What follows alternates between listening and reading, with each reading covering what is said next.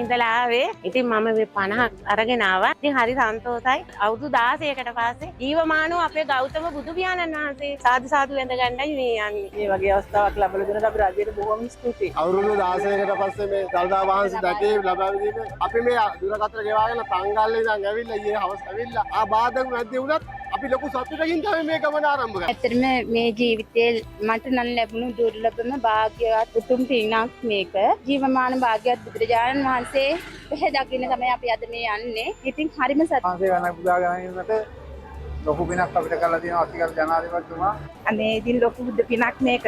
අතම පහක් විතර ආවා. දැන් අවුරුදු 13කට පස්සේ දළදා වහන්සේ වඳින්න එන්නේ අපි. හරිම සන්තෝෂෙන් ඉන්නේ. මේ වන විටත් දහස් සංඛ්‍යාත ජනකායක් සිරි දළදා වන්දනාවට මහනුවරට පැමිණ සිටිනවා. දෙවනේ විවිධ ප්‍රදේශවලින් පැමිණි දහස් සංඛ්‍යාත සදහැවතුන්ගෙන් මහනුවර වීදි මේ වන විට පිරී අවස්ථාව. ඔබ මේ දකින්නේ ප්‍රධාන මාර්ග ත්‍රිත්වයක් ඔස්සේ සිරි දළදා වහන්සේ සදහැ සිතින් වන්දනා කරගන්න පිළිවෙතින් පෙළගැසෙන ශ්‍රී ලාංකීය සදහැවතුන්.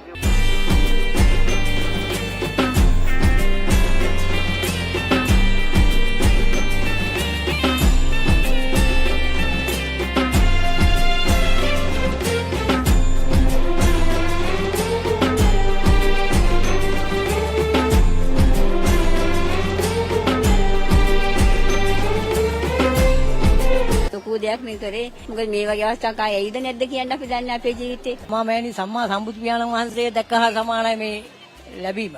ඒ වගේම මේ ජනාධිපතිතුමාට තව තවත් හරියන්නවා කියලා අපි ප්‍රාර්ථනා කරනවා මේ වගේ කටයුත්තක් කරපු කෙනා. ඊයට හරි වැඳ පුදාගෙන තමයි යන්නේ පුතා. අද බැරිනම් හිත හරි වැඳගෙන තමයි යන්නේ. සිරි දළදා වන්දනාව සඳහා පැමිණෙන සදහැවතුන් වෙනුවෙන් අද සිට විශේෂ දුම්රිය සේවයක් ක්‍රියාත්මක වනවා. දුම්රිය සාමාන්‍යාධිකාරී ධම්මික ජයසුන්දර මහතා සඳහන් කළේ අද සිට මහනුවර දක්වා දුම්රිය ගමන්වාර 8ක් ක්‍රියාත්මක බවයි.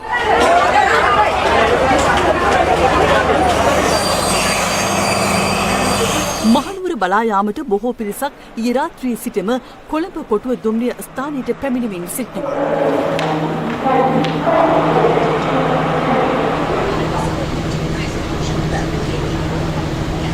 මම නම් වැදලම නෑ. ගොඩාක් හින්දෙනවා. මේ වගේ අවස්ථාවක් ලබා දුන්නා. අවුරුදු 5යි මම දළදා වදිනකොට මට කිසිම තේරුමක් නෑ. මට මේ දෙවෙනි අවස්ථාව තමයි ලැබුණේ.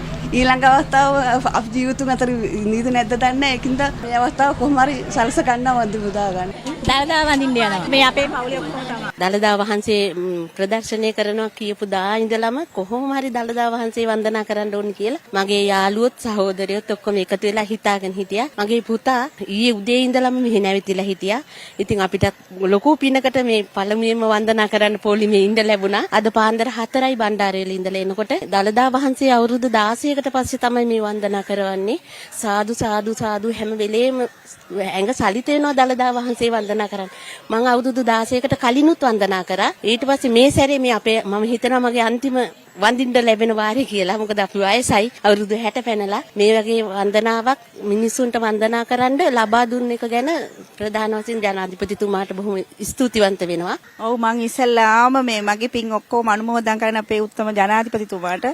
ඒ ජනාධිපතිතුමා නිසා තමයි අපිට මේ වගේ දුර්ලභ ගණයේ අවස්ථාවක් උදා කරලා දුන්නේ. අපි දැන් ගොඩක් වයසයි අපිට දැන් ඊළඟ වාරයක පෙන්වන්න ගත්තොත් අපි ඉන්නේ නැති වෙයි. අපිට ගොඩාක් සතුටුයි.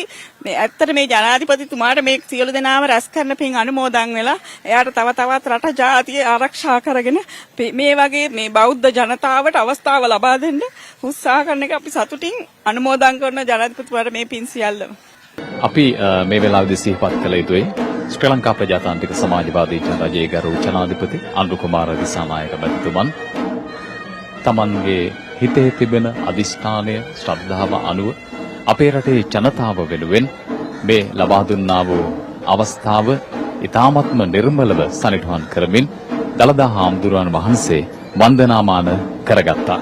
ඒ වගේම දිව්‍ය විමානයක් බඳු දළදා මාලිගාවේ පිටතත් ඇතුළතත් අද ධර්මස්කන්ධයේ ප්‍රභාස්වරයෙන් බැබලෙනවා.